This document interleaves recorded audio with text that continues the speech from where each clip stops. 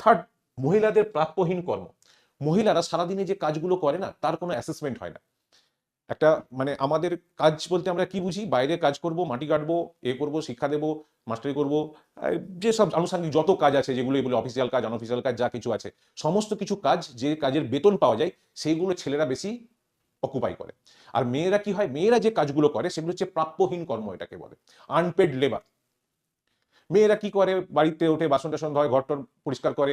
এরকম ধরনের একটা প্রচলিত ধারণা আছে, রান্না-বান্না করে। এই ডোমেস্টিক ওয়ার্কের জন্য তাকে কোনো পেমেন্ট দেওয়া হয় না। তাহলে পেমেন্ট দেয়া না, সে কাজ করছে সারাদিন ধরে। একটা ছেলেও কাজ করছে, এও কাজ করছে। তো ছেলেটা কাজ করে কি পাচ্ছে? রাজার মতন সম্মান পাচ্ছে। যে হ্যাঁ, বিশাল ব্যাপার, ঘরে এসে একবারে বাঘ। কিন্তু একটা মেয়ে যে কাজ করছে, ঘরের সমস্ত কাজ সে করছে না। তার কারণ তার কোনো সেই অর্থে আনপেড ইট ইজ, মানে মনিটারি, টাকা দিয়ে তার পেমেন্ট হয় না। সেই জন্য মহিলাদের যে প্রাপ্যহীন কর্ম, আনপেড লেবার বলে এটাকে, সেটা কিন্তু একটা গুরুত্বপূর্ণ বিষয়। নেক্সট, বেতন বৈষম্য। বেতন বৈষম্য মানে কিরকম? এক একটা কাজের ক্ষেত্রে দেখা যায় মহিলাদের বেতনটা একটু কম হয়। বলে ওরা তো ঘরেই বসেছিল, ঘরে বসে দুটো কাজ করে দিচ্ছে, তো কি এমন ব্যাপার আছে? জরির কাজ করছে, ছেলেরাও কাজ করছে, মেয়েরাও কাজ করছে জরির। ঠিক আছে? এমপ্লয়মেন্ট, রুরাল এমপ্লয়মেন্ট হচ্ছে, বহু মানুষ আছে জরির কাজ করছে। দেখা যাচ্ছে একটা ছেলের বেতন অনেক বেশি হচ্ছে, একটা মেয়ের বেতন কম হচ্ছে।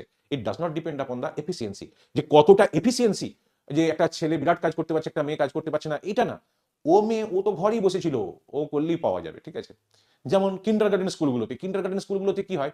অনেক সময় ওই মেয়েদেরকে টিচার হিসেবে রাখা হয়। বলে যে মেয়েদেরকে টিচার হিসেবে রাখছে, তো বেতন একটু কম দিলেও চলে যাবে, ও তো এমনিতেই বাড়িতে বসে থাকতো। একটা ছেলের কি করে কম বেতনে চলবে? তাকে সংসার টানতে হয়। একটা মেয়ের চলে যেতে পারে, কারণ ওর হাজব্যান্ড তো চাকরি করে। এই ধরনের একটা বেতন বৈষম্যের মানসিকতা আমাদের মধ্যে রয়েছে। আর সেই বেতন বৈষম্যের মানসিকতাতে কি হয়? একই যোগ্যতায় একটা মহিলা কম বেতন পায়। ফলে স্বাভাবিকভাবে কোন বাবা চাইবে যে মেয়ের এতগুলো সমস্যা নিয়ে আমার মেয়ে ঘরে আসুক? তবুও তো আমাদের আপগ্রেডেড ওয়েস্ট বেঙ্গল অনেক দিন ধরে একটা মুক্ত চিন্তার মধ্যে আমরা বসবাস করি বলে, এবং আমরা ম্যাক্সিমাম লোক শিক্ষিত, এবং শিক্ষিত লোক না হলেও মোটামুটি লোকজন শিক্ষার মর্যাদা দেয় বলে, তবুও ঠিক আছে। কিন্তু এমন এমন জায়গা আছে, সেই সব জায়গায় এসবের কোনো মর্যাদাই নেই।